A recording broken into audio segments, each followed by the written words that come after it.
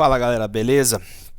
Estamos nós aqui para dar continuidade à primeira aula do mapeamento das tensões no Oriente Médio, certo?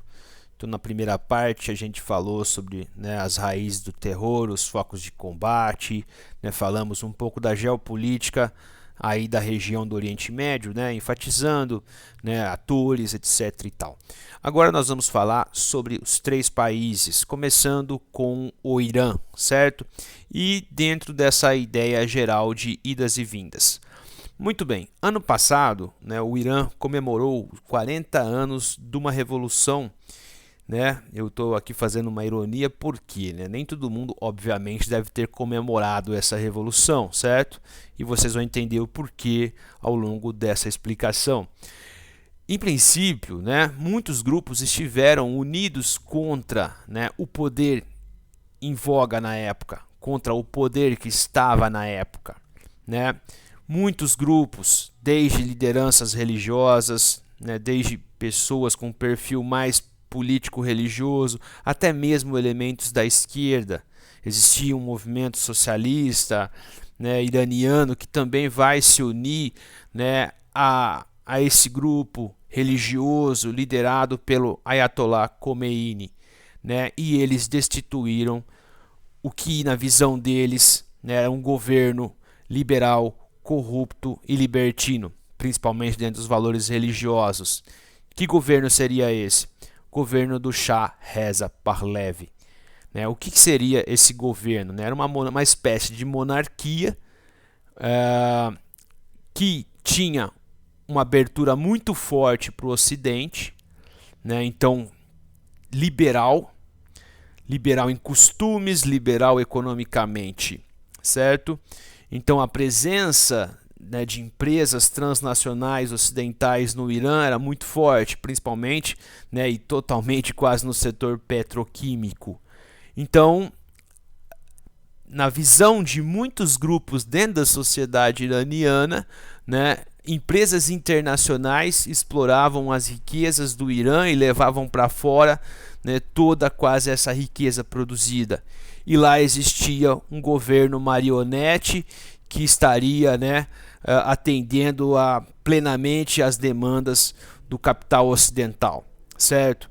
Então, por isso que muitos grupos, muitos movimentos sociais dentro do Irã vão lutar contra esse governo do Shah Reza Pahlavi. E podemos dizer que o grupo mais organizado era o grupo religioso. Não é à toa que, desde o início, quem esteve à frente da condução política do país foi o Ayatollah Khomeini. Então, é esse movimento, é esse grupo, esse partido que vai tornar o Irã uma teocracia autoritária, que afronta os interesses do grande capital, que vai afrontar a principal potência ocidental da época, os Estados Unidos. Que vai romper relações diplomáticas desde então com os Estados Unidos, sendo os Estados Unidos, o principal adversário político do Irã, fora, obviamente, Israel, que é uma questão muito local, certo? Para vocês terem ideia, a guerra Irã-Iraque, que vai acontecer em 1980 até 88, ela vai acontecer por conta de quê? O governo que vai se estabelecer no Irã é um governo teocrático, liderado por xiitas, uma vez que o Irã é um país persa que tem a sua população 91% de seguidores do xiismo, certo? E o Ayatollah Khomeini vai tentar exportar essa revolução também para o Iraque, certo? Vai tentar influenciar os xiitas do Iraque. Só que lá ele vai conhecer a figura do ditador iraquiano Saddam Hussein, que vai se aproximar ou vai representar naquele momento um instrumento de luta contra o Irã. Então vocês estão entendendo bem, sim, certo? Vocês estão entendendo bem. Na guerra do Irã-Iraque, o Iraque era parceiro dos Estados Unidos, certo? o Iraque vai ser municiado pelos Estados Unidos. Então, existe toda uma questão de rivalidade xiita-sunita dentro do Irã e Iraque, né? A vontade do Irã de estender aí o modelo de governo para o Iraque, né? Existia uma figura, né, ditatorial já empossada, que era o Saddam Hussein, e os Estados Unidos vão usar Saddam Hussein para afrontar o seu principal inimigo naquela época, naquela região, que era o Irã, certo? Então, olha que interessante, né? Olha as contradições do Oriente Médio. Em 2003, a segunda invasão, né, dos Estados Unidos no Golfo Pérsico, no Oriente Médio, no Iraque, certo? Para tirar Saddam Hussein do poder. O mesmo Saddam Hussein que lá nos anos 80 foi apoiado, foi financiado e foi municiado pelos, né, Estados Unidos contra o Irã, certo? Então dá para dizer que os Estados Unidos da América criaram um monstro ou fortaleceram um monstro, aumentaram o poder do monstro, porque o Iraque dos anos, vamos pensar assim, que do fim da guerra Irã-Iraque até os anos 90, 92, quando começa a guerra lá, a segunda guerra do Oriente Médio, ali do Golfo Pérsico, né, pensando aí o conflito Iraque contra os países árabes. Então temos uma situação em que, né, o Saddam Hussein ganhava bastante poder. Então escapa, né, ao controle dos Estados Unidos da América. Veja como então o Oriente Médio é uma região extremamente complexa. Voltando para a questão do Irã, gostaria de mostrar para vocês aqui algumas fotos, né, que revelam, né, o caráter liberal que existia no país. Então veja, né, tudo é uma questão de opinião, ok? Então essa imagem da AP, ela mostra isso. O Irã, antes e depois da Revolução, antes as mulheres saíam com roupas ocidentais, né, saíam com mais liberdade, estudavam, sem um controle da família, um controle do Estado, coisa que hoje em dia não acontece, certo? Porque a Revolução Islâmica é uma revolução reacionária, não é nem uma revolução conservadora, é uma revolução reacionária, porque ela faz voltar a uma situação anterior. Ela anula essas mudanças que aconteceram, né, no século XX com a liberalização do Irã. O que a revolução hoje representa, né?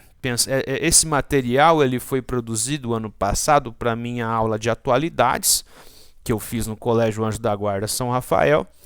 Então, 40 anos depois, ou 41, todas as vozes dissidentes elas continuam caladas, né? O governo reprime, o governo mata, o governo persegue, o governo prende, certo? Então, no Irã é crime ser homossexual. No Irã é crime uma mulher, né, ser pega com outro homem na rua, a não ser o seu marido, por exemplo, certo? Então existe um rígido controle social, né? As leis, elas estão imbuídas de um caráter religioso, certo? E na visão da socióloga iraniana aí, a Nahavandi, né, na palavra dela, né, as instituições islâmicas elas são sólidas e o mais importante, ela tem apoio militar. Ela tem apoio do exército revolucionário, né? Ela tem apoio das forças armadas. Então, esse regime vai ser defendido até ao fim, ok?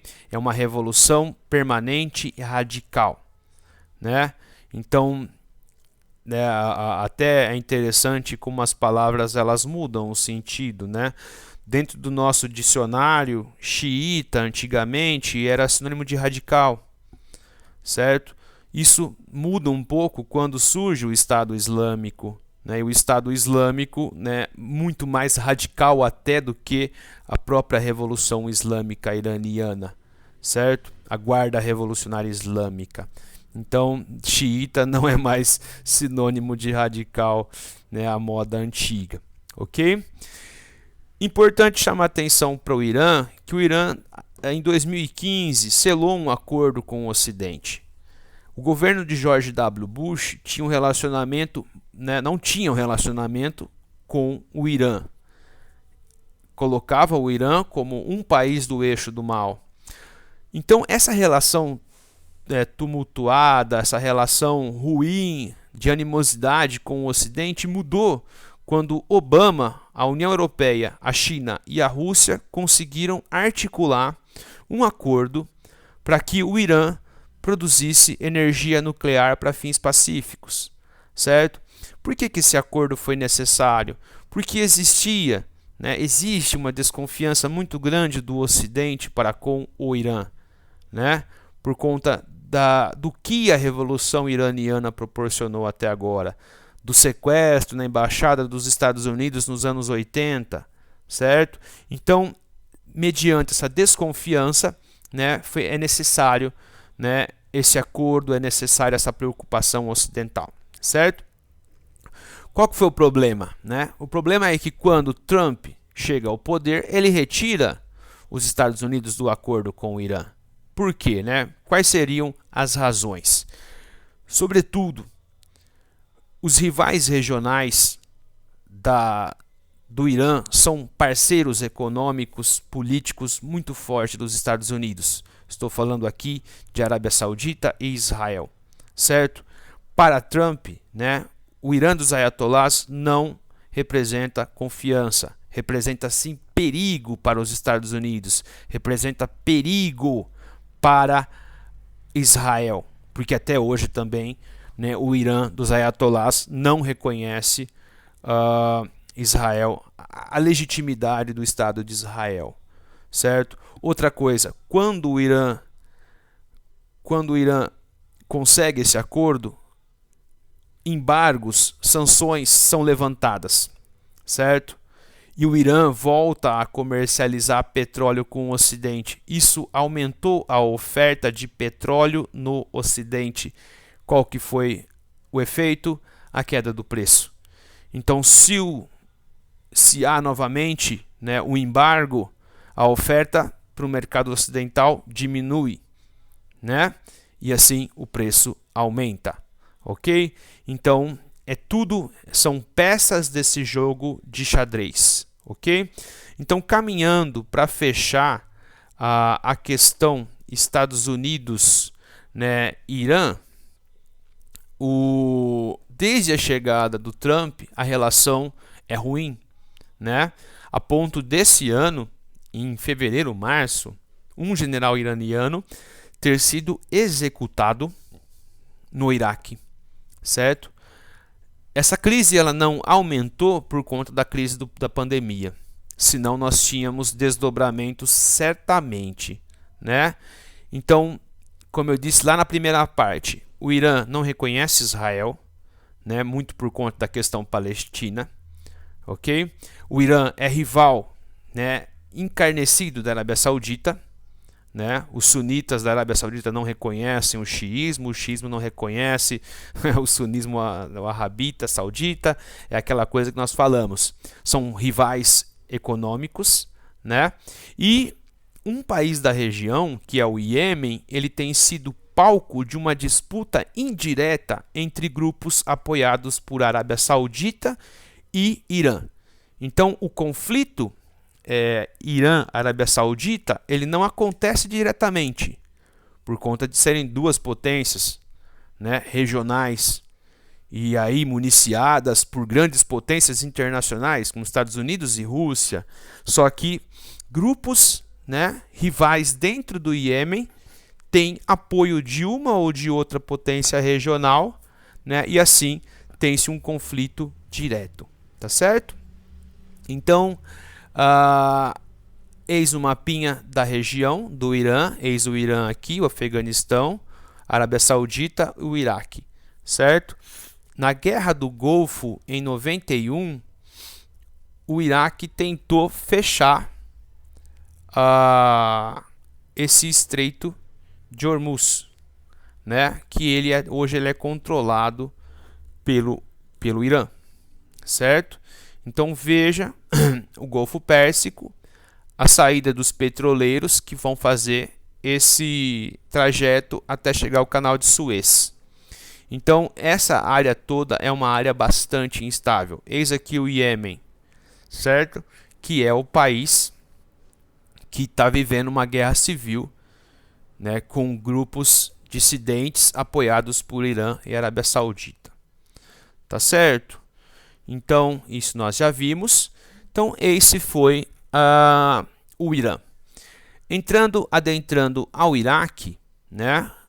O Iraque, como nós falamos, ele foi de uma amizade a uma aliança contra o Irã a um conflito aberto no final do século XX, começando em 1991, que foi a Guerra do Golfo, certo? Em que o mundo se voltou contra Saddam Hussein, porque Saddam Hussein invade o Kuwait, certo?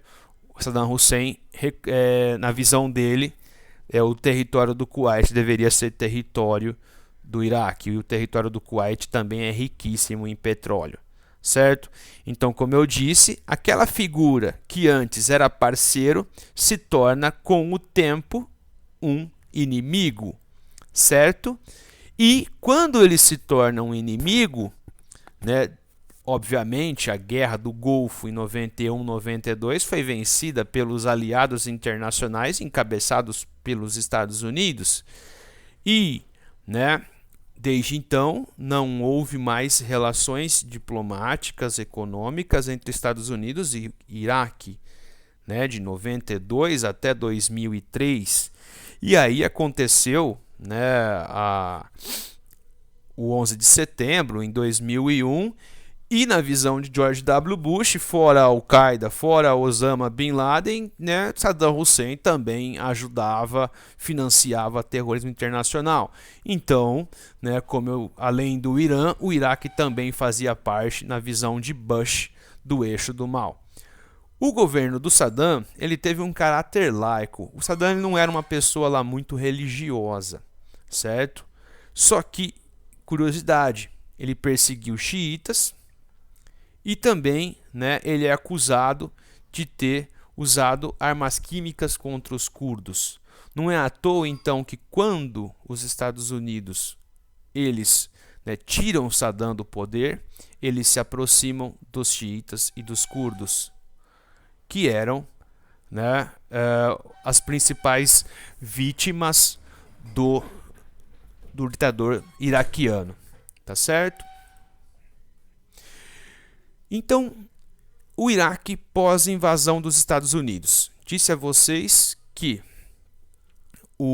com a segunda invasão dos Estados Unidos, nós vamos ter a queda de Saddam Hussein do poder, ok? Então vai se abrir um vácuo de poder. Vai se tentar, os Estados Unidos, organizar uma estrutura de poder, né, um sistema político, abrindo espaço para uma rotação dos três grupos étnicos, curdos, xiitas, sunitas, certo? Porém, né, nós já sabemos que pelo histórico, né, de relacionamento, isso não funcionou muito bem, certo? A acusação dos sunitas é que sempre os Estados Unidos priorizaram, né, o relacionamento, um investimento em áreas xiitas e curdas. Então, os sunitas se sentiram desprivilegiados. O que vai acontecer? Obama chega ao poder e uma das promessas de Barack Obama era gradativamente retirar o exército dos Estados Unidos do Iraque. E ele cumpre com essa promessa. O que vai acontecer? As forças armadas e policiais iraquianas não estavam ainda totalmente estruturadas. Com isso, surgiu dentro da comunidade sunita, além de voluntários internacionais, o movimento político do Estado Islâmico, certo? Conquistando áreas e formando um poder paralelo ao governo iraquiano. E de 2014 a 2016, o Estado Islâmico literalmente tocou o terror, tanto no Iraque quanto na Síria, como nós veremos, né, na próxima aula, certo? Então, desde 2006, forças nacionais iraquianas, junto com, né, o apoio ocidental, têm lutado contra o Estado Islâmico no Iraque e na Síria. Concluindo o Iraque, veja, né, o mapinha do Iraque com a área sunita, a área xiita, a área curda. E veja, né, as manchinhas roxas que são os campos de petróleo.